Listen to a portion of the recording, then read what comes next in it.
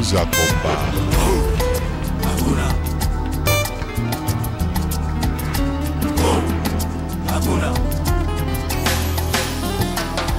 There's no one else like Jesus.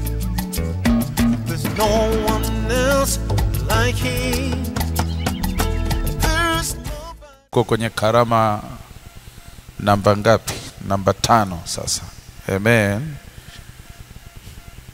Tumeshaona katika kipindi kilichopita, tumeshaona kuna utumishi wa pamoja na tunaita corporate service, yani tunafanya kwa pamoja sisi wote, lakini pia kuna utumishi wa mmoja mmoja kutokana na namna ambavyo Roho Mtakatifu amegawa karama apendavyo yeye. Na umuhimu wa somo hili ni kwamba ukiwa mwaminifu kumtumikia Mungu katika namna ambayo Mungu alikusudia, anakustawisha. Kwa hiyo inawezekana kabisa duniani unahenya, unasota, unapiga danadana za kimaisha kwa sababu haujapatia wito.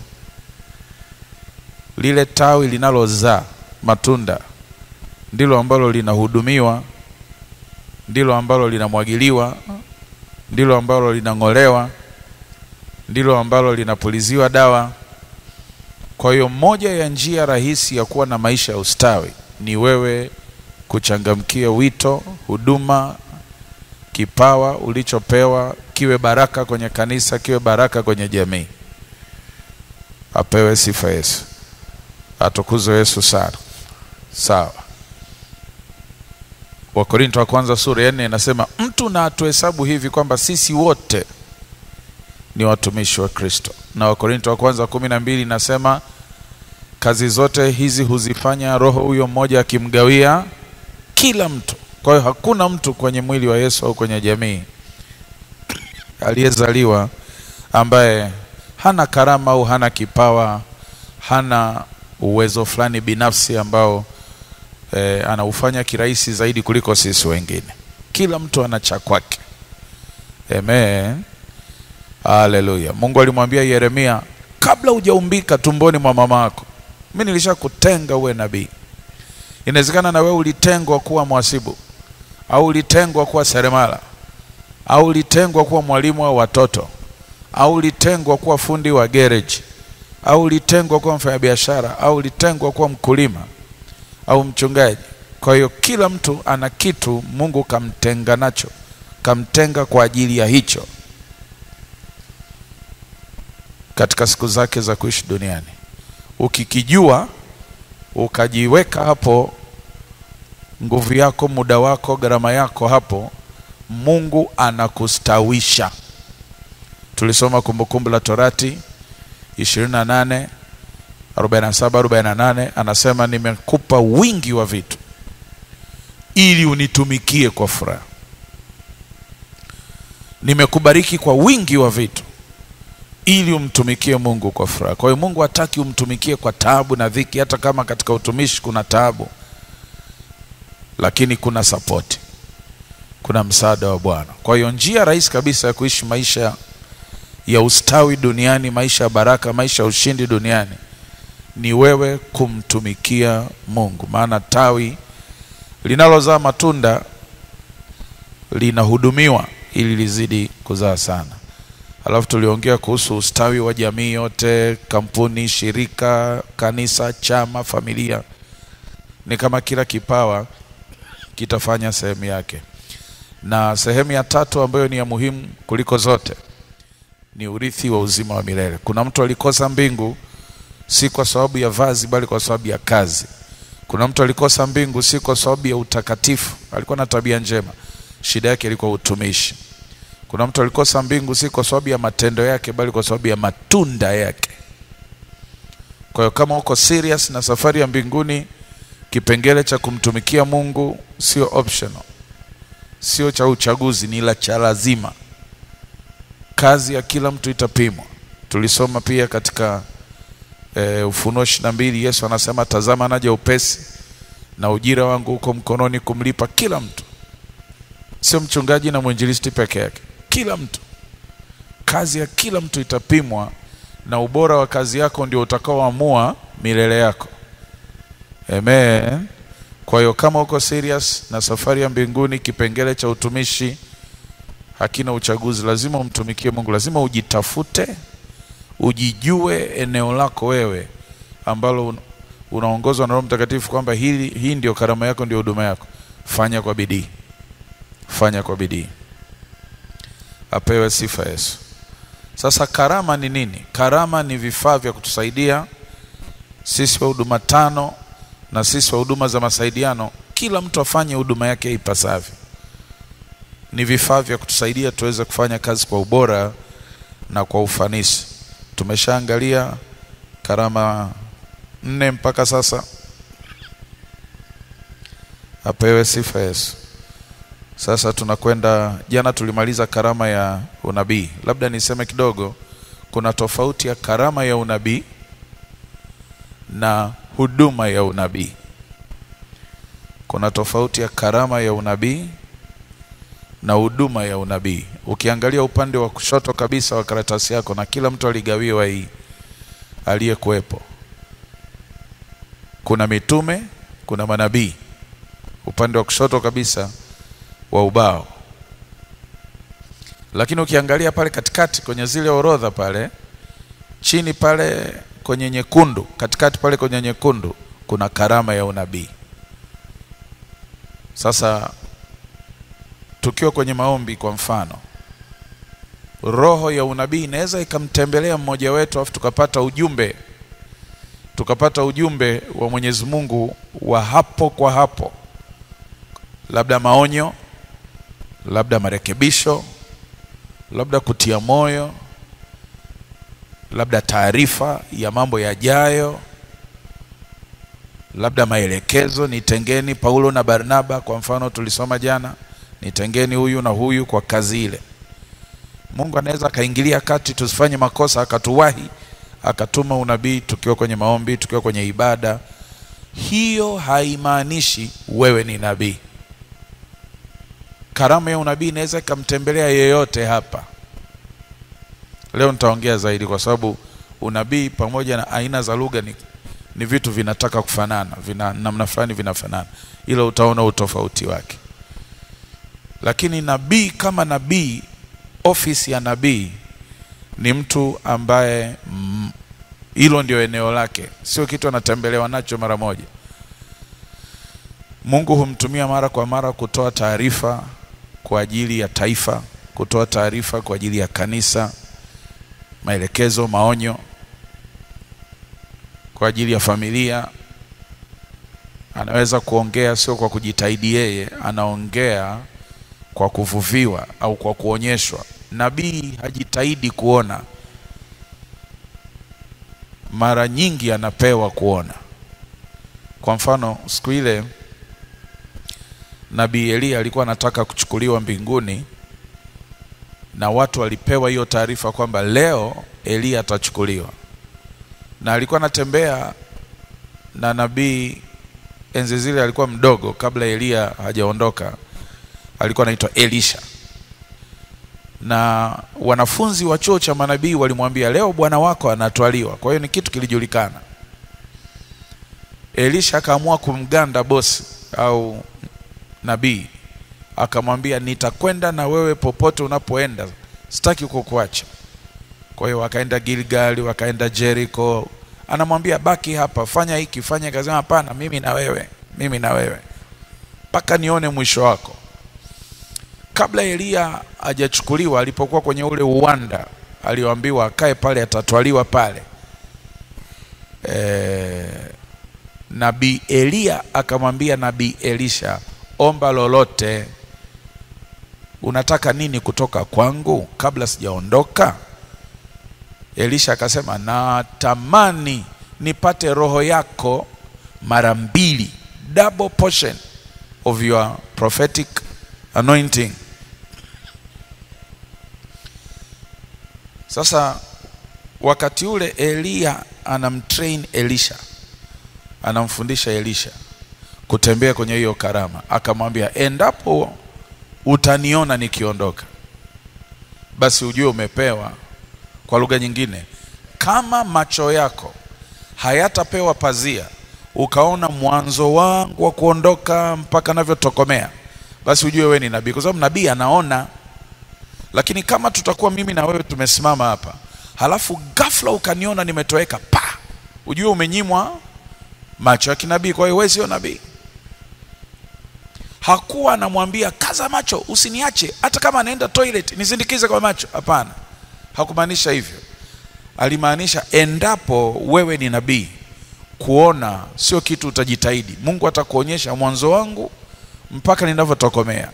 Lakini kama kuna mchunga mbuzi yuko hapa hapa kwenye uwanda huu na anatuona mimi na wewe tumesimama hapa, alafu ghafla nimetoweka, yule mchunga mbuzi ataona nimetoweka. Au ghafla nimechukuliwa, yule mchunga mbuzi ataona nimetoweka ghafla.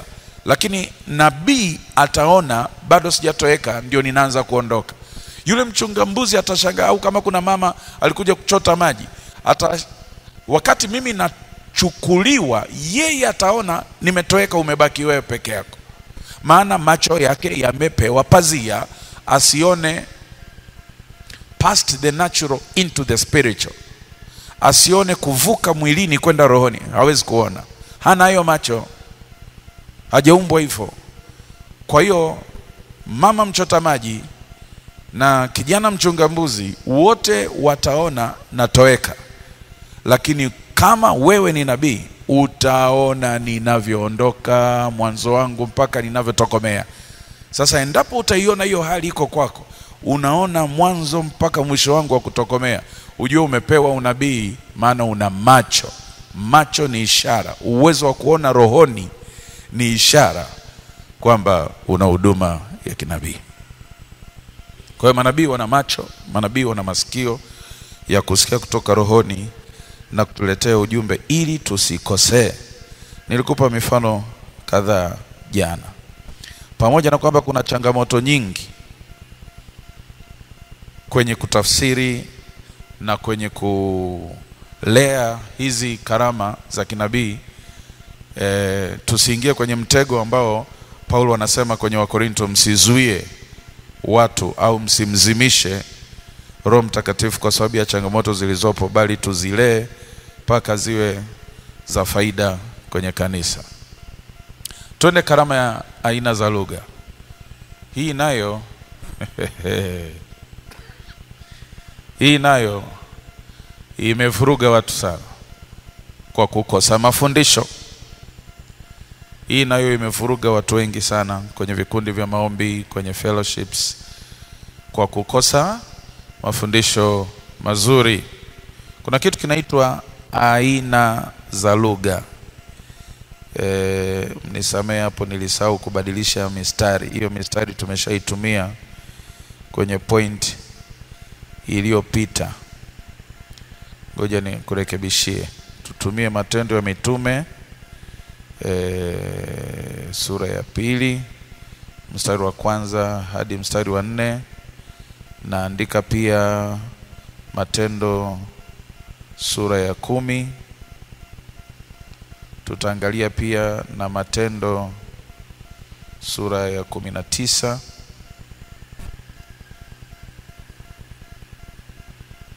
Angalau hizo zitatupa utangulizi, lakini tutaangalia mistari zaidi ya hiyo. Matendo sura ya 2 inaongea kuhusu kunena kwa lugha. Ni karama, ni karama. Kunena kwa lugha. Matendo sura ya 2. Jina la Bwana libarikiwe sana.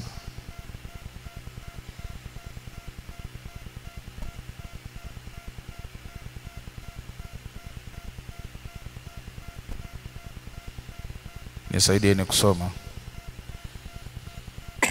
kutoka ubaoni. 1, 2, 3. Ilipowadia ile siku ya Pentekoste, wanafunzi wote walikuwa mahali pamoja wakisali. Wote walidumu kwa umoja katika kusali pamoja na wanawake na Mariamu mama yake Yesu na ndugu zake, jumla yao ya majina ilikuwa wanafunzi 120. Hapo nimekopa kidogo kutoka sura ya kwanza. Turudi sura ya pili. Wakiwa katika hali hiyo ya kusali kwa siku 10, ghafla siku moja ambayo ni siku ya 50, ghafla sauti kama mvumo mkubwa wa upepo uliotoka mbinguni ukaijaza ile nyumba yote waliokuwamo wameketi wale wanafunzi, na zikawatokea ndimi kama za moto zilizogawanyika na kukaa juu ya kila mmoja wao kichwani. Wote wakajazwa Roho Mtakatifu, wote wakaanza kunena kwa lugha nyingine kama Roho Mtakatifu alivyowajalia kutamka. Sasa kulikuwa na umati wa Wayahudi na mataifa mengine waliofika Yerusalemu kwa ajili ya sikukuu ya Pentekoste, wakavutwa na ile sauti za wanafunzi walizozisikia katika mji mzima wa Yerusalemu. Sasa fikiria, tuko hapa tunamngoja Bwana, tuko katika hali ya kusali, halafu ghafla tunavamiwa na hiyo hali, na sauti inafika mpaka Kipleft pale ya kwenda KSMC na ya Arusha na soko la juu na soko la Mbuyuni kule kwenye reli. Unaweza ukapata picha kilivyokuwa kitu cha kushtua wakati ule. Kwa hiyo kile kikasababisha watu wavutike kuja pale gorofani. Na Biblia inasema waliposikia sauti hii, umati wa watu ulikusanyika pamoja ukastaajabu, kwa sababu kila mmoja wao aliwasikia wakisema kwa lugha yake mwenyewe. Wakiwa wanashangaa na kustaajabu, wakauliza, je, hawa wote sio wa Galilaya? Yaani tunawajua wanaokaaga hapa ni wa Galilaya. Imekuwaje sasa mimi ninayetoka Kirene, Pathi, Mesopotamia, mimi ninayetoka Padokia, Ponto, Asia, Frigia, Misri, Pamfilia, Libya, mbona mimi nasikia kwa lugha yangu ya kule? Wayahudi waongofu kutoka Krete na Waarabu, tunawasikia hawa watu wakisema kwa lugha zetu wenyewe matendo makuu aliyoyafanya Mungu. Wakiwa wanashangaa na kufadhaika, wakaulizana wakasema, hii maana yake nini? Lakini wengine wakadhihaki wakasema, jamaa watakuwa wameshalewa asubuhi. Ndio Petro akasimama pamoja na wale 11, akainua sauti yake akahutubia ule umati wakisema, Wayahudi wenzangu na ninyi nyote mnaokaa Yerusalemu, jueni jambo hili mkanisikilize. Hatujalewa kama mnavyodhani, bali jambo hili ni lile ambalo lilitabiriwa kwa kinywa cha nabii Joeli. Nabii Joeli alitabiri katika sura ya 2.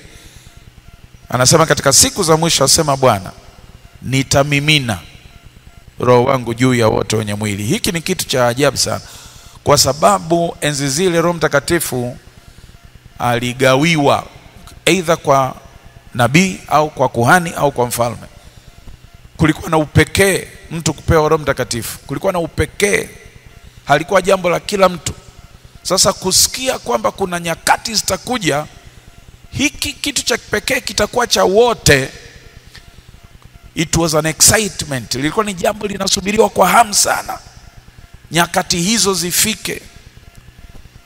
Sasa ndio Petro anatelemka kuwatangazia watu. Kumbuka, Petro sio Farisayo, sio Sadukayo, sio mwalimu wa sheria. Kwa hiyo kidogo haikuwa rahisi kupokeleka. Lakini akasema hiki ndio kile kimetabiriwa na nabii Joeli, kwamba katika siku za mwisho nitamwaga, sitagawa, nitamwaga Roho wangu juu ya wote wenye mwili. Wana zenu na binti zenu watatabiri, vijana wenu wataona maono, na wazee wenu wataota ndoto. Hata juu ya watumishi wangu pia nitawamwagia Roho yangu juu yao, nao watatabiri. Nami nitawaonyesha ishara na maajabu mbinguni. Na wale watu waliposikia maneno haya wakachomwa mioyo yao, wakamuuliza Petro na wale mitume wengine, tutendeje ndugu zetu? Petro akajibu akasema, tubuni, mbatizwe kwa jina la Yesu, nanyi mtapata ondoleo la dhambi zenu, na kisha mtapokea kipawa cha Roho Mtakatifu, kwa sababu ahadi hii ya Roho Mtakatifu ni kwa ajili yenu na watoto wenu na wale wote walio mbali, na kila mtu ambaye Mungu atamuita mjie. Petro akawaonya wale Wayahudi kwa maneno mengine mengi na kuwasihi sana akisema, jiepusheni na kizazi hiki kilichopotoka. Na wale watu wote waliopokea neno, maana yake walioamini, wakabatizwa kwa maji, na siku ile pekee waliongezeka wanaume wapata 3,000. Katika ushirika wa waaminio hao ni kama wanawake 5,000 au zaidi. Na Bwana Mungu akaliongeza kanisa, akalizidisha kanisa kila siku kwa wale waliokuwa wakiokolewa. Mstari mwingine unaoweza kutuongoza kwenye kipengele hiki ni Matendo ya Mitume sura ya 10. Biblia inasema Petro aliitwa nyumbani kwa Kornelio, kwa mataifa, na akasikiliza ule ushuhuda. Aliposikiliza akafungua kinywa akasema, sasa nimejua Mungu ana upendeleo, hata mataifa Mungu amewakubali. Kama ndivyo ilivyo kutokea mzee, basi Mungu amewakubali. Lakini ambacho hamjakijua na hamjakifanya ni cha kumwamini Yesu. Kwenye mstari wa 38 Biblia inasema akawaeleza habari za Yesu Kristo wa Nazareth na jinsi Mungu alivyompaka mafuta kwa Roho Mtakatifu na nguvu, na jinsi ambavyo alizunguka akitenda kazi njema na kuwaponya wote walioonewa. Tuseme wote walioonewa. Wote walioonewa na ibilisi. Okay. Sasa maandiko yanasema kuanzia 44. Wakati Petro akiwa anasema maneno hayo katikati ya mahubiri, Roho Mtakatifu akawashukia watu wote waliokuwemo nyumbani kwa mzee Kornelio wakisikiliza ule ujumbe.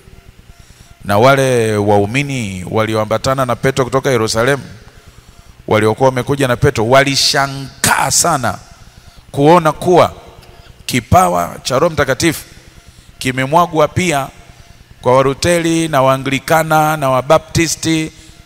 Maana zamani walidhani ni Wapentekoste peke yao. Nimeongea kwa lugha ya leo. Walishangaa. Hivi hata Waruteli, hivi hata Waanglikana, hivi hata Wapresbyterian nao wananena kwa lugha. Soma 46, 1 2 3. Kwa nini walijua wamepokea? 1 2 3. Kwa kuwa 1 2 3, kwa kuwa waliwasikia wakinena kwa lugha mpya na kumwadhimisha Mungu. Ndipo Petro akasimama akasema, nani anaweza sasa kuzuia maji ya watu wasibatizwe? Ina maana walijazwa Roho Mtakatifu kabla ya ubatizo. Ina maana walijazwa Roho Mtakatifu kabla hata ya sala ya toba.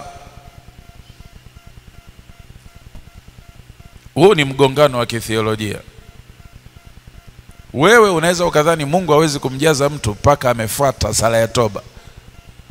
Kuna special case kama hii, kabla ya sala ya toba, kabla hata ya ubatizo, mtu akapokea, akaanza kunena kwa lugha kama sisi wa Yerusalemu. Kwa hiyo akaamuru wabatizwe kwa jina la Yesu. Kesi nyingine utaiona kwenye Matendo 19. Matendo 19 mstari wa 1 hadi wa 7. Wakati Apolo akiwa Korinto, Paulo akasafiri mpaka sehemu za Efeso ambako Apolo ametoka. Apolo alipita Efeso kwanza. Alipoenda Korinto, Paulo akakwenda kukagua kazi ya Efeso. Na huko sasa akawakuta wanafunzi kadhaa. Akawauliza, hivi mlipokea Roho Mtakatifu siku ile mlipoamini au mlipookoka? Wakajibu, hapana, hata kusikia kwamba kuna Roho Mtakatifu hatujawahi kusikia. Lakini Apolo amepita hapa, amehubiri Injili, ndio, na amefanya wanafunzi, ndio. Hakuongea kuhusu Roho Mtakatifu? Hakuongea, hatujawahi kusikia. Ndiko Paulo akauliza, kwani mlibatizwaje? Wakasema, tulibatizwa ubatizo wa Yohana. Ndio Paulo akawaambia, ubatizo wa Yohana ulikuwa kwa ajili ya toba, lakini Yohana si aliwaambia watu kwamba kuna atakaye kuja nyuma yangu, yani Yesu, ambaye atawabatiza kwa moto? Ndio. Basi waliposikia haya wakabatizwa tena kwa jina la Yesu, na Paulo akaweka mikono yake juu yao na Roho Mtakatifu akawashukia, nao wakaanza kufanyaje? Kunena kwa lugha mpya na kutabiri. Na idadi yao ilikuwa yapata wanaume 12 au ni kama wanawake 20 au zaidi.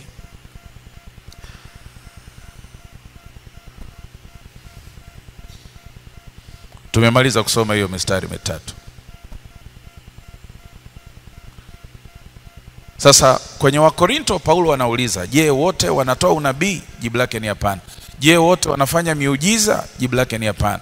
Je, wote wananena kwa lugha? Jibu lake ni hapana. Sasa tutegue hicho kitendawili. Kuna aina 3 za lugha, very very important, lakini Biblia ya Kiswahili haitofautishi hizo aina. Ni kama Biblia ya Kiswahili ambavyo haitofautishi neno upendo.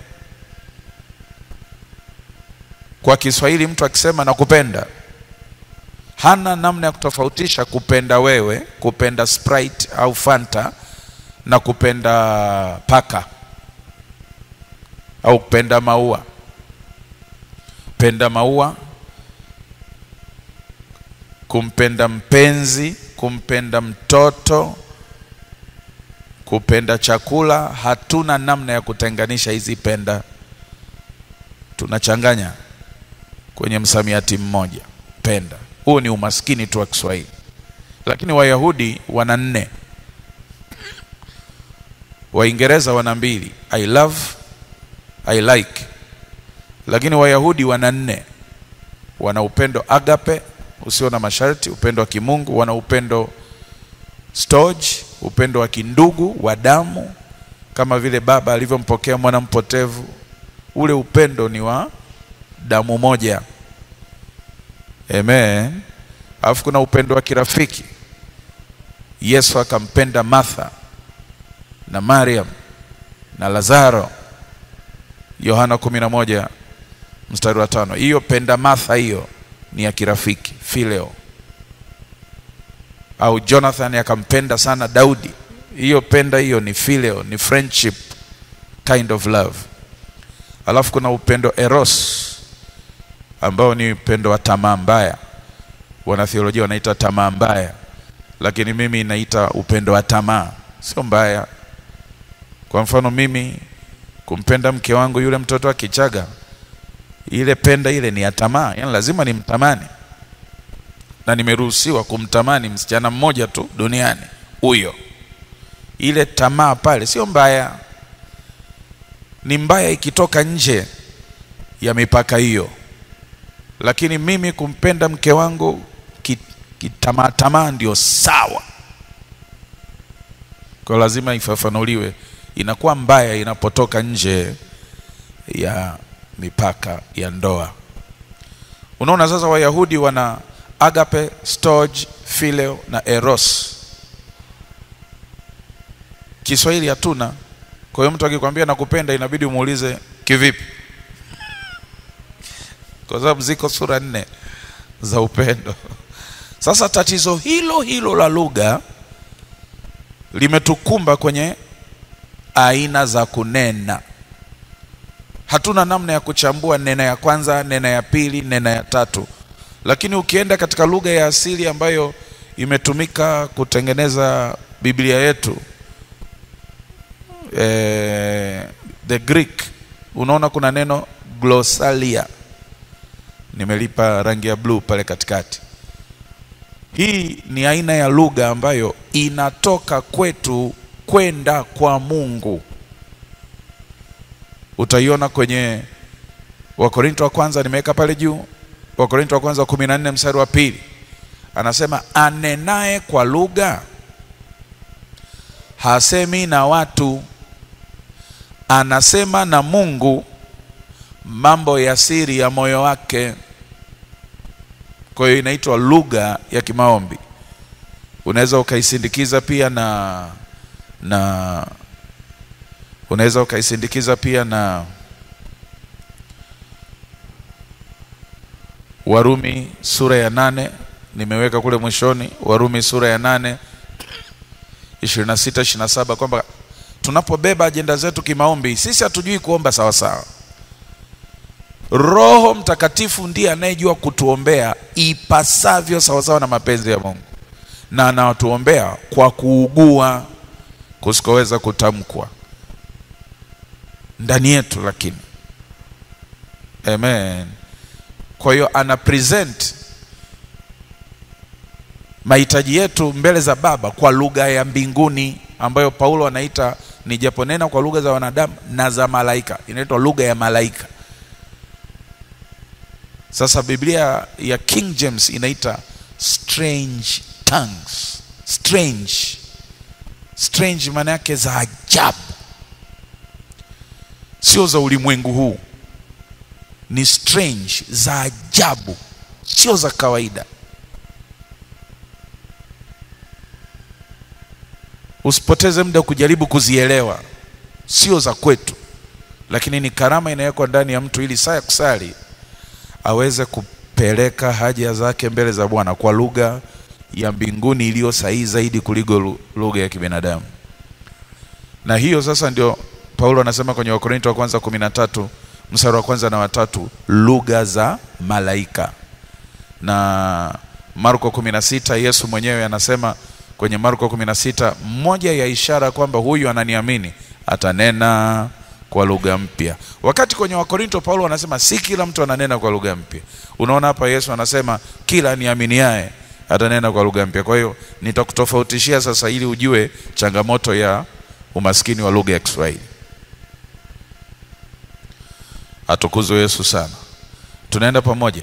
Sasa aina hii, kwa sababu ninaongea mambo binafsi ya moyo wangu kwa Mwenyezi Mungu, hata kama tupo kwenye kusanyiko, haihitaji kutafsiriwa kwa sababu ni mambo yangu binafsi. Wewe unataka tafsiri ya mambo yangu binafsi, wewe utaitwa umbea. Hizi ni issue zangu. Roho Mtakatifu anazipeleka mbele za Mungu kwa lugha ya mbinguni. Hii haihitaji tafsiri, inaitwa glossalia. Apewe sifa Yesu. Kwa hiyo unaona uwe mshale unatoka chini unakwenda juu, lakini kuna mshale huu hapa unatoka juu unakuja chini kwenda kanisani.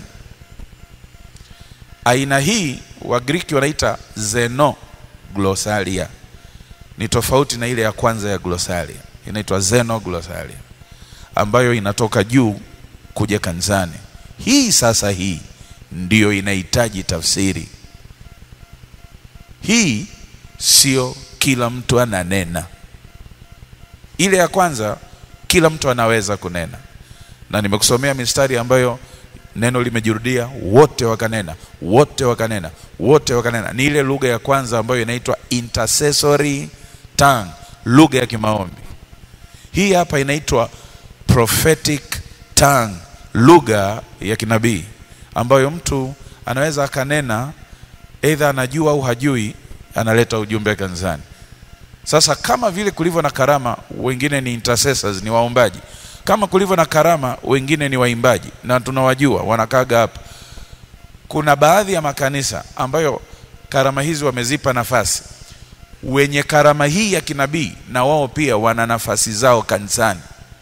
Tena Paulo anasema ukipepesa macho ukaangalia kushoto ukaangalia kulia, ukajiona we mnena lugha ile ya kinabii upo, lakini mtafsiri wa hiyo lugha, maana lazima hii tafsiriwe ili kanisa lijengwe. Maana imekuja kutoka juu, sio kutoka chini kwenda juu. Imekuja kutoka juu kuja kanisani kutuonya, kuturekebisha. Mtu anaponena lugha hii lazima awepo mwingine wa kutafsiri. Na Paulo akasema anenaye kwa lugha hii na aombe, Mungu anaweza akamjalia pacha wake anaitwa tafsiri ya lugha.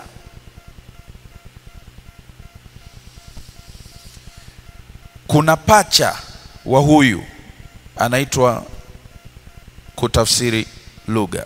Angalia kwenye hizo za katikati nyekundu hizo. Ya pili katika hizo nyekundu ni aina za lugha. Ya tatu katika hizo nyekundu ni tafsiri ya lugha. Sasa Paulo anasema yule anenaye kwa lugha ile ya katikati aombe pia Mungu amjalie apate pacha wake. Ni kama tulivyokuwa tunaangalia neno la maarifa na neno la hekima, roho ya maarifa na roho ya hekima. Nilikwambia pia hao ni mapacha. Unapewa kujua chanzo cha tatizo, halafu unapewa kujua tunatoka tokaje kwenye tatizo. Haisaidii ukijua chanzo halafu nisikusaidie pia unatokaje. Ni kama mtu anamwambia manabii wa uongo wanaovunja ndoa za watu, wanaovunja undugu, mtu anatengwa na ndugu zake kabisa kwa sababu ameingia kwenye imani fulani. Eti shangazi yako ni mchawi, mama yako mdogo ni mchawi, au jirani yako ni mchawi, ndio amekuloga. Sawa, hayo yote yanawezekana. Lakini roho aliyekufunulia chanzo cha tatizo kaishia hapo. Hana solution, hana suluhisho. Why? Roho wa kweli akifunua anakupa na njia ya kutoka. Tunaenda pamoja watu wa Mungu.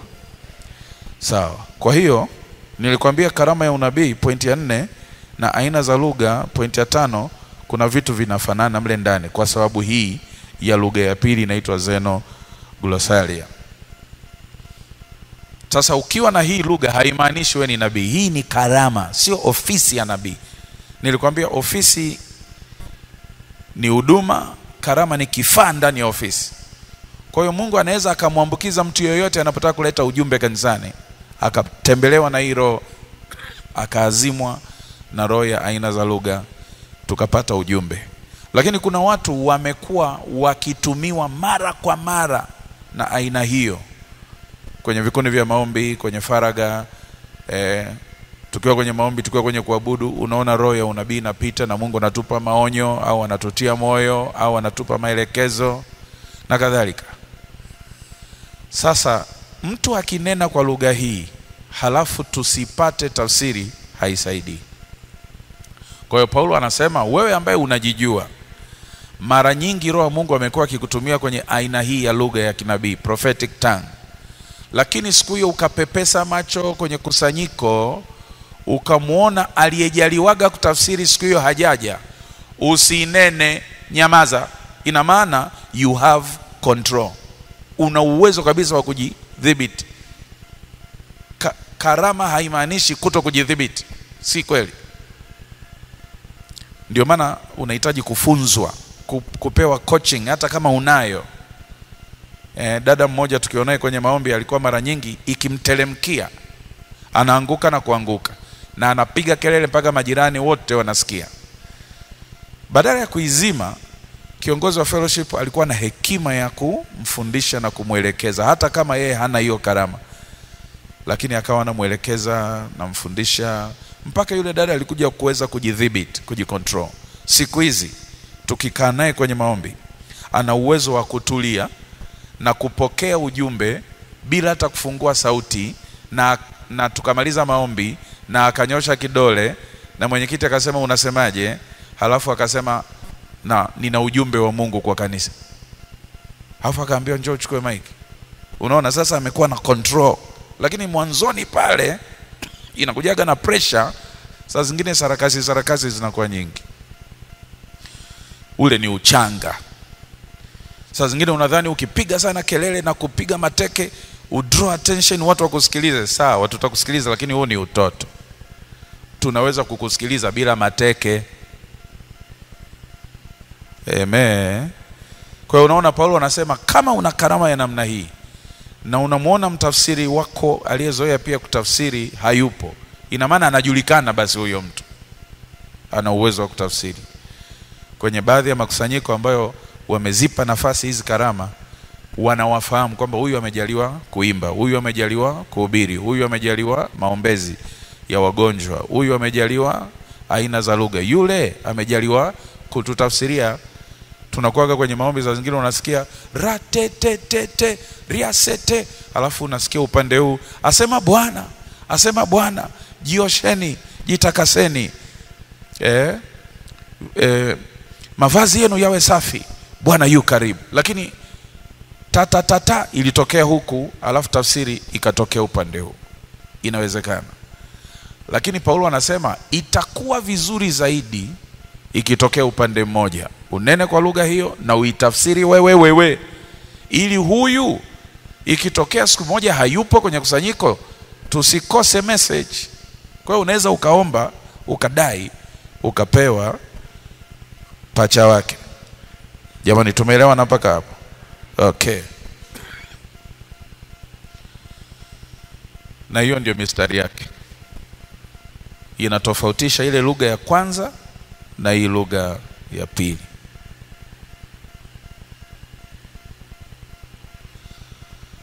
Petro wa pili sura ya kwanza mstari wa 20 na 21 inasema unabii unatolewa si kama mtu anavyoamua yeye, anavyochagua yeye, ni bali kama atakavyo Mungu. Pate muda usome mistari yote hiyo. Alafu aina ya tatu ya kunena kwa lugha na yenyewe pia inaitwa xenoglossalia, inaitwa lugha ya mataifa au aina za lugha.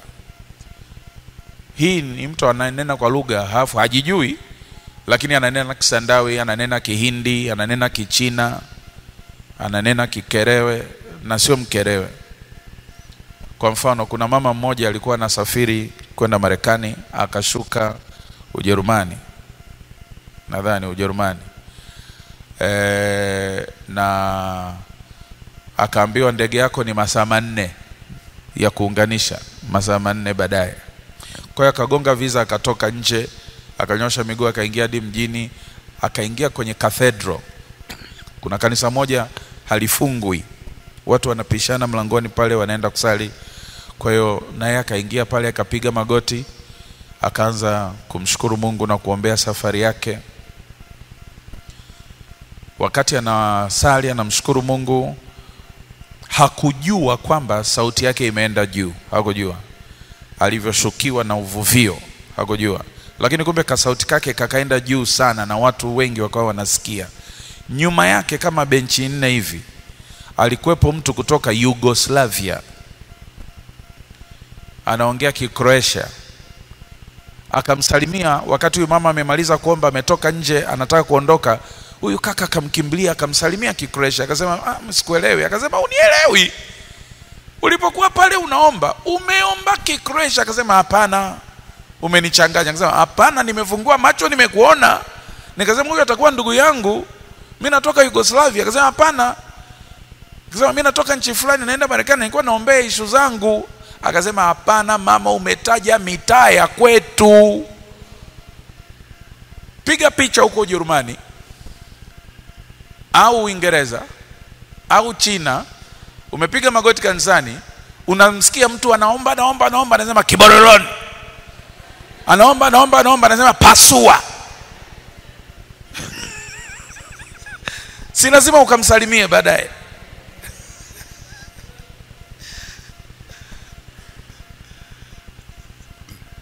Au anayataja makabila yetu yote yaliyoko Tanzania. Huyu lazima alifika nchini, ngoja nimsalimie kidogo nijue ametembelea mikoa gani kwetu na nimwambie mimi ni wa huko. Ndio huyu kijana alivyofanya. Yule mama alikataa kabisa. Na wakati ule Yugoslavia walikuwa wanauana kama Burundi na Rwanda ilivyotokea. Iliwahi kutokea kule Yugoslavia. Sasa kipindi kile dunia inapasuka kule, Mungu alinyanyua waombaji kuombea amani ya lile eneo lote la Urusi. Kwa hiyo unaweza ukavamiwa na hiyo roho, na ndio kilichotokea. Matendo ya Mitume sura ya 2, wanafunzi walikuwa wanamuadhimisha Bwana. Walikuwa hawaombei mataifa mengine. Biblia inasema walikuwa wanaongea matendo makuu ya Mungu. Kumbe hata wao walikuwa hawajijui. Wahindi wanasikia, Wamedi wanasikia, Waponto wanasikia, Wakrene wanasikia, Walibia wanasikia, Wamisri wanasikia. Walikuwa hawajui. Ni wale walio chini ya gorofa waliowaambia, mbona mnaongea kikwetu? Hiyo inaitwa aina za lugha, na iliwasaidia sana mitume enzi zile walipokuwa wanakwenda kwenye mataifa kupeleka injili kabla hawajajua lugha zao. Sasa sijui ilivyokuwa inafanya kazi kwa kweli, lakini inawezekana walikuwa katika kuadhimisha, kuabudu, kuomba, na watu wanapata ujumbe. Au hata kuhubiri. Unahubiri wewe ujijui, saizi Muhindi anakuelewa. Wewe ujijui, saizi Mnyaturu anakuelewa, ujijui. Kwa hiyo Mungu aliitumia hiyo ku fast forward mchakato wa injili. Jina la Bwana libarikiwe sana. Kwa hiyo sasa sina haja ya kwenda point ya 6 ya aina za lugha, tafsiri za lugha, maana nimeshaelezea. Si ndio jamani? Namba 6 ni nini? Tafsiri za lugha. Lugha saa zingine inahitaji kutafsiriwa. Tumalizie fungu la pale chini kwa sababu namba 7, namba 8 na namba 9 havina maelezo mengi. Vyenye mchanganyiko na kutuletea mgongano sana ni hizo nyekundu na zile nyeusi. Hizi za blue ziko so straight. Kwa hiyo sitatumia muda mrefu hapo, ukizingatia muda wetu umeisha. Tumebakiza kesho Jumamosi na Jumapili, na bado kuna vipengele vingi vya msingi vya kugusia. Karama ya 7 ambayo inafanya kazi kwenye kanisa la Yesu na ni ya muhimu sana ni karama ya imani, the gift of faith. Unapewa ujasiri wa kuthubutu kutangaza au kuamini itakuwa hivyo. Unapewa ujasiri wa kuthubutu. Andika, ujasiri wa kuthubutu. Kwa sababu gani? Kwa sababu ya uhakika wa moyoni. Ni ujasiri wa kuthubutu kwa sababu ya uhakika wa moyoni. Kwa sababu imani ni kuwa na hakika ya mambo yatarajiwayo. Tuseme wote, hakika ya mambo yatarajiwayo. Tutakufundisha siku nyingine kanuni 7 za kutembea kwa imani. Kuna kanuni 7 za kukupa uhakika na kukupa matokeo. Imani hii ni yenye matokeo. Kwa mfano kwenye Marko 11, andika mfano Marko 11 mstari wa 12 mpaka 14 koma, alafu mstari wa 20 mpaka 24. Marko 11 12 mpaka 14. Yesu akaona mti akauendea apate matunda, hakukuta matunda, akaulaani. Na wanafunzi wake wakasikia, wakaenda kulala. Asubuhi wanarudi, wanapita pale pale. Petro akauona ule mti, akasema, Bwana, ule mti ulioulaani jana umenyauka kutoka chini. Huo ni mstari wa 20 mpaka mstari wa 24. Ndio Yesu akasema, muaminini Mungu. Kwa lugha rahisi, muwe na God kind of faith, aina ya imani ya kimungu. Na ukiwa nayo, unaweza ukauambia mlima huu ng'oka. Sio lazima mti ni kitu kidogo sana. You can talk to mountains. Unaweza ukaongea na mlima, ukauambia mlima huu ng'oka, ukaliambia tatizo hili ng'oka, ukaombea ugonjwa huu mwisho leo, ukajikunguta. Siku moja nilikuwa kwenye shule moja ya sekondari ya private huko Dar es Salaam, inaitwa Barbro Johansen, na mtoto wa mchungaji Kibona wa diocese ile alikuwa pale form 4. Anasadhia vidonda vya tumbo chronic vya hali ya juu sana, vya kulazwa kabisa hospitali. Kwa hiyo kuna vyakula hagusi kabisa, kuna maisha hawezi kabisa, na alikuwa amekaa mle ndani. Na kadri nilivyokuwa nafundisha, ilikuwa kipindi cha dini, kadri nilivyokuwa nafundisha, kuna imani ilikuwa inajengeka ndani yake. Baadaye mama yake ananisimulia, maana niliondoka pale, sikuwa hata na muda wa kusalimiana na mwanafunzi, nikawahi, maana nilikuwa najiiba kutoka kazini, nafundisha dini, narudi kazini. Kwa hiyo nilikuwa nakimbia na waacha wanaimba, wanatoa sadaka, mimi nakimbia kurudi kazini. Sasa yule mtoto, kumbe kadri alivyokuwa nasikia lile somo, alikuwa anajengeka imani. Hiyo inaitwa karama. Alitembelewa na hiyo karama ili kung'oa mlima wa vidonda vya tumbo ambavyo vimemtesa tangu form 1. Sasa anamwambia mama yake, baada tu ya lile somo, yule baba alipokuwa namalizia kuomba, nilijikunguta tu, nikasema sitaki tena. Hiyo ni karama. Ililetwa kwake ili kung'oa ule mlima. Haijawahi kumtokea tena kwenye jambo jingine, ilimtokea siku ile. Jamani, mnanielewa? Kwa hiyo akajikunguta, akasema sitaki tena vidonda vya tumbo. Siku ile ile akala maharage, na mnajua watu wenye vidonda vya tumbo hawali maharage.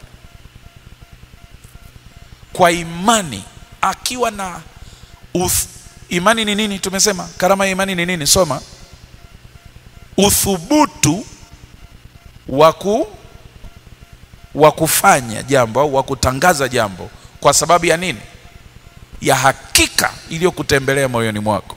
Si kitu unafanya kwa kutegemea na kutarajia.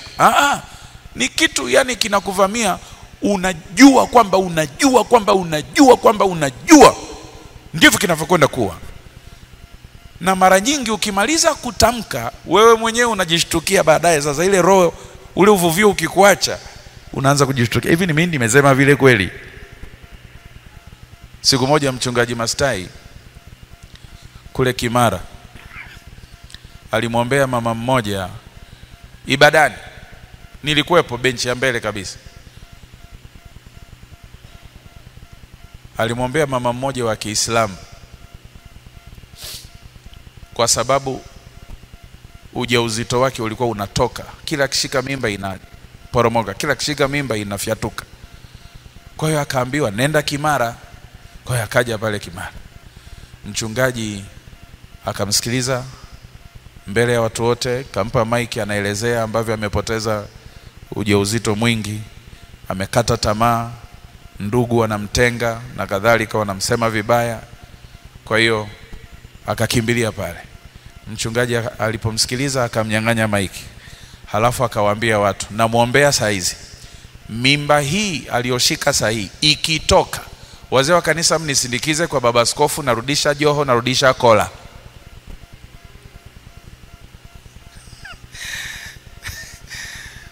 Tulipoingia ofisini kunywa chai akasema, bwana, hivi ni mimi nimesema vile mbele ya watu?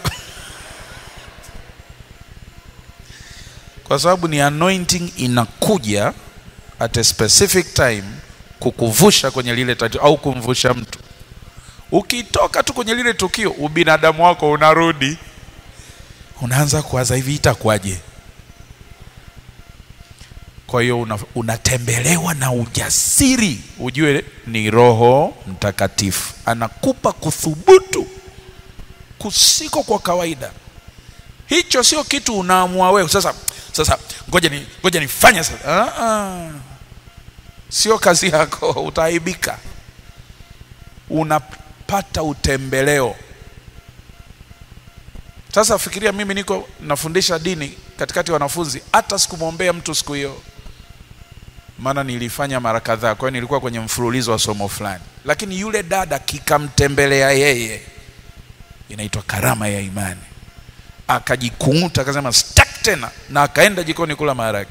Na tangu siku ile anakula maharage, anakula kunywa Coca-Cola, na ameshamwambia mama yake kwamba mimi ni mzima, silazwi tena, sina hiyo shida tena. Uliombewa? Nilijikunguta tu. Unatamani ikurudie, ujikungute na jambo la pili, ujikungute na jambo la tatu. Alafu kuna karama ya kuponya. Hii nayo ujitahidi. Sio kitu mtu anajitahidi kuombea mgonjwa anapona. Ni karama. Kuna karama, kuna tunaomba kwa imani, lakini kuna watu wanaomba kwa karama, wanajijua. Yaani ukiwa na mtu amebandika matangazo, walete wagonjwa, walete vilema, walete vipofu, usiige ndugu yangu kama una hiyo karama. Mwenzako pia hakuanza tu kwa kujaribu. Aliona kwanza matokeo. Kwenye mikutano yangu wagonjwa wanapona kuliko kawaida, miujiza inafanyika kuliko kawaida. Kwa hiyo mara ya kwanza ameona matendo makuu ya Mungu. Watu wametupa magongo, waliokuja kwenye magodoro wameamka, waliokuwa hawaoni kwa upofu wanaona. Ameona mara ya kwanza, ameona matokeo mara ya pili, ameona matokeo mara ya tatu. Baada ya mara ya 4 ya 5 ana ujasiri wa kubandika matangazo, walete vipofu. Maana haya ni mafuta nimejaliwa na Mwenyezi Mungu, yanafanya kazi ili niwe msaada kwa binadamu wengine. Mtu kama mwinjilisti Billy Graham anajulikana duniani, ni marehemu sasa, amehubiri maelfu na inasadikika ndiye mwinjilisti ambaye ameleta watu wengi kwa Yesu kwa mara moja kuliko wengine. Yeye pamoja na T.L. Osborne. T.L. Osborne ana miujiza nje. Billy Graham hana muujiza kabisa. Kwa sababu ni karama, ni kugawiwa. Jua ya kwako, usiige. Jua ya kwako, kama unayo tangaza kwa ujasiri. Kama huna, acha wenye nayo watangaze, wewe chanja mbuga na ulichopewa wewe. Kwa hiyo Billy Graham, pamoja na kwamba ni mtumishi mkubwa wa Mungu na ni mwinjilisti wa kimataifa, anagawa viti vya vilema. Wakati huo T.L. Osborne au Benny Hinn ananyanyua vilema kutoka kwenye viti, na wote ni wainjilisti. Tambua ya kwako. Mara ya mwisho nilipokuja hapa nilikuja na kijana mmoja, na ndiye tulimwacha kwenye chumba kile pale anafanya maombezi ya mtu mmoja mmoja. Yule tangu yuko form 2, form 3 akiombea mtu anashangaa miujiza inafanyika. Sio kwa kujitahidi. Sio kwa kujitahidi. Unaweza ukamtingisha mama wa watu, pokea, pokea. Mtu alikuja na matatizo ya tumbo anaondoka na ya shingo. Kama ipo ipo, kama haipo haipo. Usitingishe watu. Hizi ni karama Roho anagawa. Either umtafute Mungu akugawie na wewe, au chanja mbuga na ya kwako, usitingishe watu. Si kwa nguvu, si kwa uweza, ni kwa Roho wangu, asema Bwana. Amen. Miujiza. Na karama ya 9, karama ya 9 na ya mwisho ni ya miujiza. Kwa hiyo kuna ya uponyaji na kuna ya miujiza. Uponyaji ni kuhusu afya ya mwili na viungo vya mwili, lakini miujiza inaweza ikawa hata kwenye vitu ambavyo sio mwili. Sio mwili. Na mfahamu mtumishi mmoja wa Mungu ambaye yuko Dar es Salaam, engine ya gari yake ilinok katikati ya safari, na dereva ambaye pia alikuwa fundi alimwambia engine imenok, hatuwezi kuwahi tunakoenda.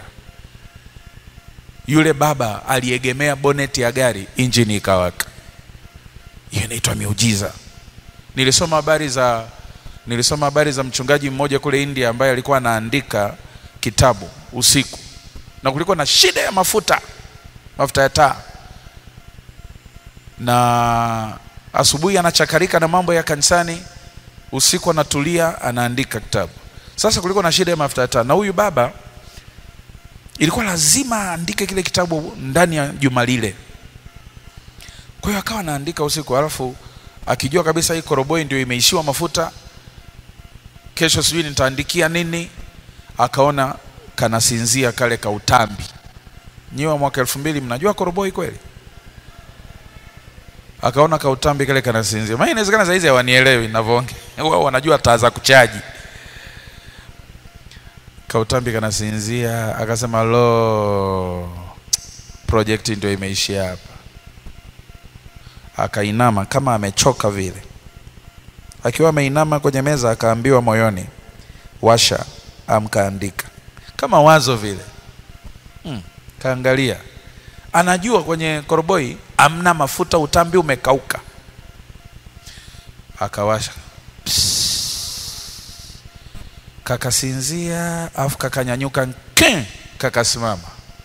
Akasema ngoja niandike cha mwisho. Kaya kaandika. Akashanga, saa 6, saa 7, saa 8, saa 9. Anakashangaa. Lakini anaandika. Saa 10 akakazima. Akalala. Akaamka akafanya shughuli za kanisa. Usiku akakumbuka leo siwezi kuandika, mafuta ndio yamekauka.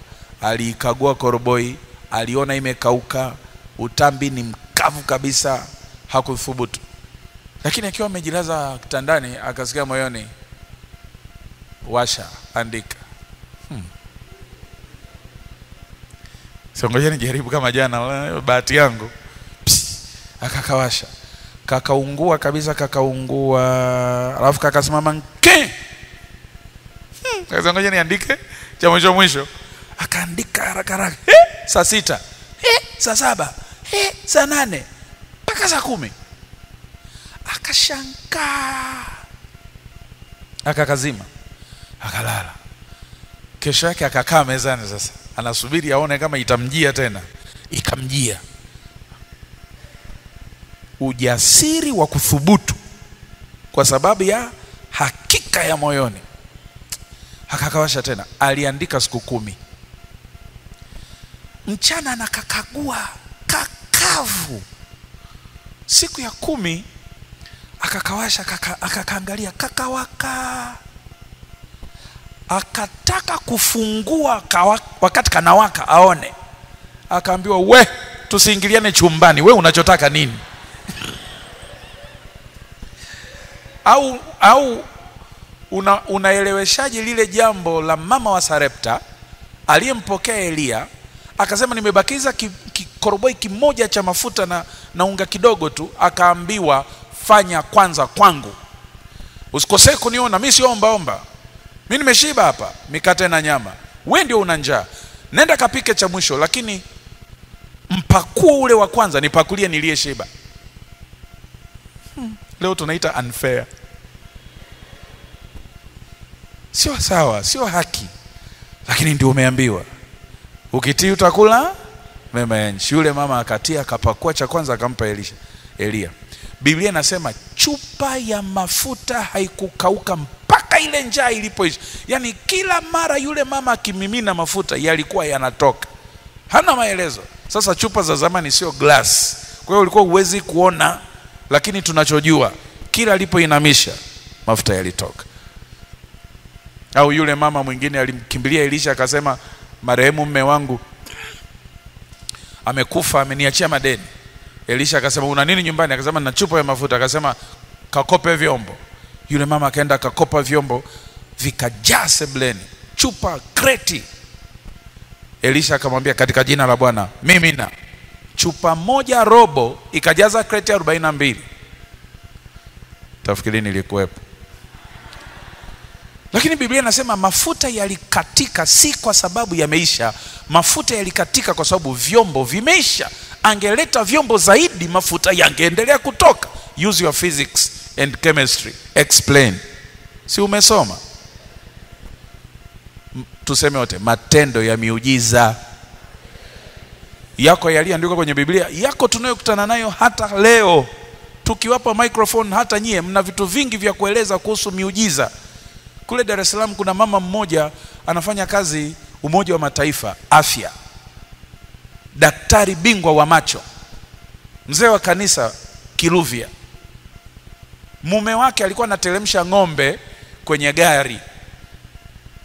Yule ng'ombe akaangukia ubao wenye msumari, nguzo ya banda yenye msumari, ikatoboa jicho likamwagika. Mama akatoka ndani, daktari wa macho alikuja akaangalia akasema amna jicho hapa. Wakamsafisha. Mama akarudi ndani. Yule mzee anaitwa Mzee Jengo akaweka mkono juu ya ng'ombe akasema Baba katika jina la Yesu, ng'ombe wangu. Anasema ule ujasiri wa kuthubutu haujawahi kunirudia tena isipokuwa siku ile. Alipotoa mkono jicho limerudi. Daktari wa macho akatoka ndani akaja kuangalia, alishanga, mimi ndio nimemsafisha huyu ng'ombe jicho, lakini limerudi. Mzee wa Kiislamu aliyekuwa anasaidia kuteremsha yule ng'ombe akapiga magoti akaomba kuwa Mkristo pale pale. Elezea, si umesoma wewe? Na ishara hizi zitafuatana na wale waaminio. Leo itamtembelea huyu, leo lakini just know, jua tu kwamba hivi vitu vipo na uwe tayari wakati wowote. Ukiwa kwenye jambo gumu, amini kuna namna ya kutoka isiyo ya kibinadamu. Thubutu kutarajia kwamba Mungu unaweza ukanitumia hapa na tukavuka kwenye tatizo hili. Sasa yule mchungaji alikuwa anaandika notes. Akaandika, kesho yake akaandika, kesho yake akaandika, kesho yake. Siku ya 12, 13 alipojaribu kuwasha hakakuwaka. Akawasha hakakuwaka. Akawasha tena hakakuwaka. Akajiuliza hii maana yake nini sasa? Ndio moyoni akaambiwa kama akajawaka mafuta yamekuja. Muujiza ulikuwa kukuvusha kipindi mafuta hamna. Kwa hiyo sasa yapo, ndio maana akajawaka, hebu pita mjini. Kwa hiyo akapita asubuhi mjini akakuta lori inashusha mafuta. Akasema ndio maana akakuwaka jana. Kwa hiyo Mungu anatupa miujiza pale ambapo hamna njia nyingine.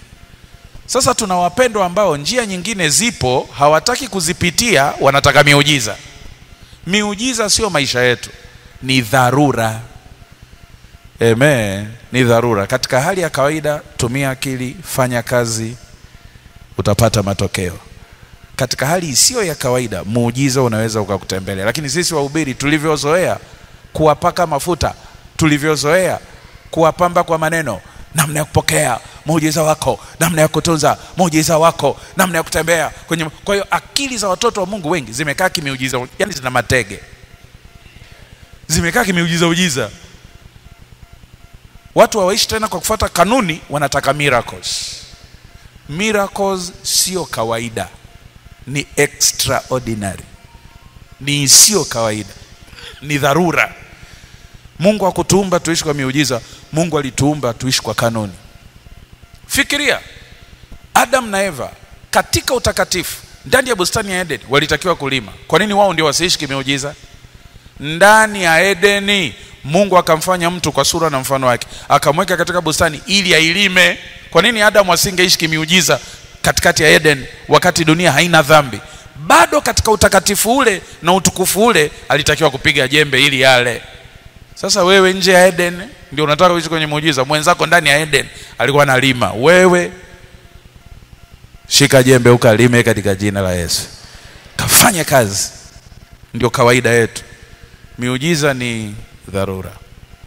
Wapendo, nimemaliza ka topic karefu japo kwa kugusagusa tu.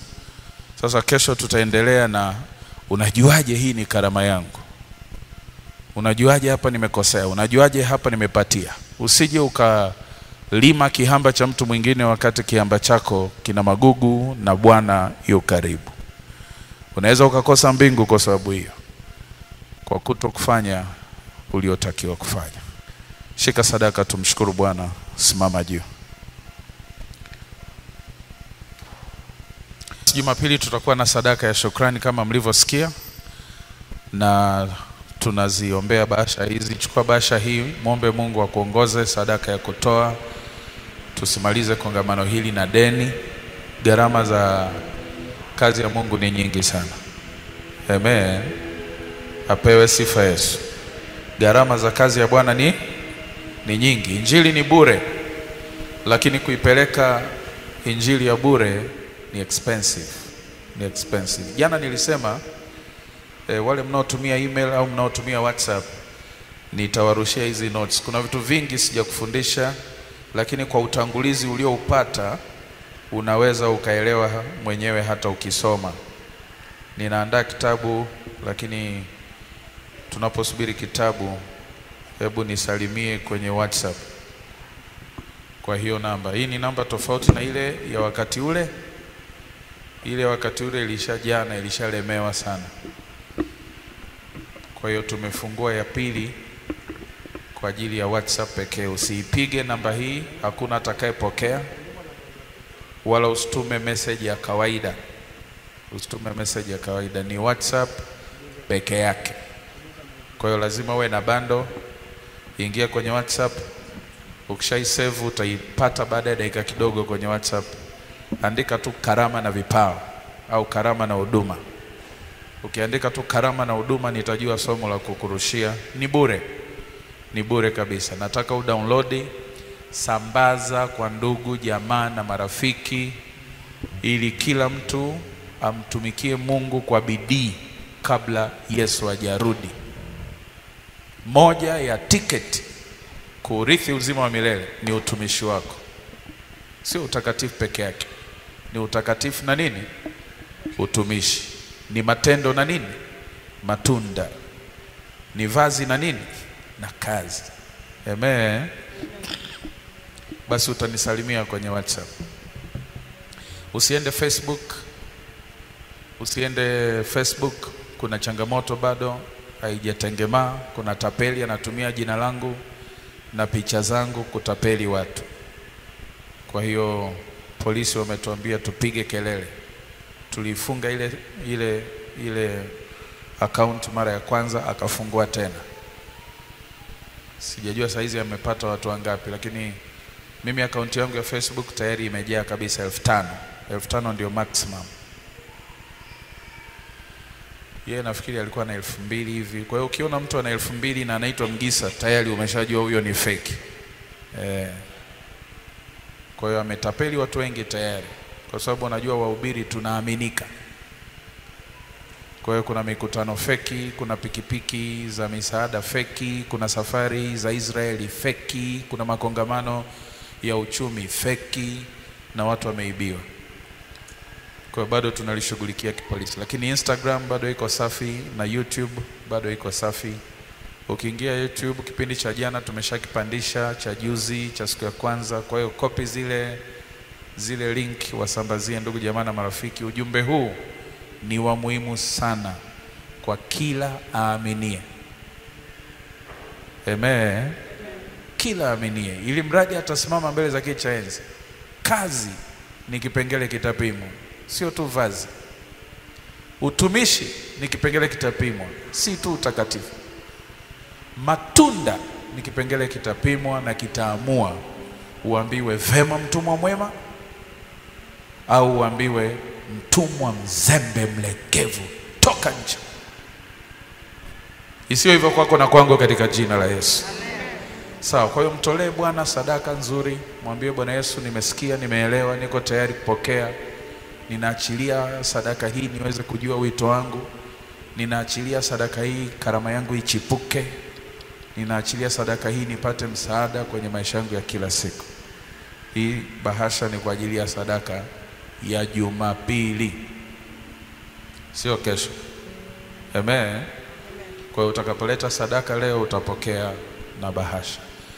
Kesho tutawahi kidogo kuanza, ni Jumamosi, na tutakuwa na muda mrefu zaidi wa kuombea watu. Mnisamehe kwa leo na kwa jana. Sawa jamani? Kwa hiyo tutaombea watu ndani ya muda wa ibada, ndani ya muda wa kipindi. Tuombe. Mwambie Bwana Yesu, asante kwa ajili ya kipindi cha leo. Jina lako libarikiwe, mtakatifu wa Israeli. Pokea sifa, pokea tukuzo, pokea heshima. Hakuna Mungu kama wewe. Unastahili sifa. Wewe ndio utendaye kazi ndani yetu katika kulitimiza kusudi lako. Ni maombi yetu kwamba karama na vipawa ulivyovigawa kwenye kanisa lako kwa njia ya Roho Mtakatifu vichipuke kwa upya ndani ya kanisa la leo. Vichipuke kwa upya ndani ya fellowship zetu. Vichipuke kwa upya ndani ya maisha yetu, kila mtu kwenye eneo lake kulingana na ulivyomuitia, ili iwe rahisi kuifanya kazi yako kwa ubora na kwa ufanisi. Katika jina la Yesu tunaomba utuponye na makosa ambayo tayari tunayafanya au tunatembea nayo, ili tuweze kuwa bora katika utumishi uliotuitia. Tusaidie Bwana, tunahitaji msaada wako, tunahitaji uwezo wako na nguvu yako. Matoleo haya tunayaleta kwako leo, tunaomba uyabariki na kuyatakasa yafae kwa kazi takatifu. Tunaomba ubariki pia na bahasha hizi tunazoziachilia Bwana kwa ajili ya sadaka maalum ya siku ya mwisho, kukushukuru wewe na kuendelea kuomba ili Bwana ukapata kutujalia karama, huduma na vipawa vitakavyotusaidia kukutumikia kwa ubora na ufanisi katika kulitimiza kusudi lako duniani. Katika jina la Yesu, kila anayechukua bahasha hii Bwana anafanya tendo la imani, maana wewe ulisema unampa mpanzi mbegu na unampa pia na chakula. Atakayechukua bahasha hii anatangaza kwa mpanzi. Ninaomba ukampe mbegu, ninaomba ukampe mbegu ya kupanda shambani mwako. Ninaomba ukampe chakula kwa ajili ya watoto wake, kwa ajili ya nyumba yake, katika jina la Yesu Kristo. Kitendo hiki cha kuchukua bahasha, kitendo cha imani, kimfungulie milango ya mbingu, apate chakula na apate mbegu kwa utukufu wa jina lako Yesu. Asante kwa sababu ya uaminifu wako. Wagonjwa na wadhaifu walio katikati yetu Bwana, ukazidi kuwagusa na kuwaponya na kuwaweka huru, ili wakutumikie kwa furaha. Tunapotawanyika sahihi, tembea nasi Bwana, katika jina la Yesu. Amani yako itangulie kwenye nyumba zetu, iwe baraka hata katika kipindi cha kesho asubuhi na cha kesho jioni. Tuone uwezo wako na nguvu yako kiendelea kutuhudumia kwa utukufu wa jina lako pekee Kristo. Tunaomba na kushukuru, na wote tuseme amen.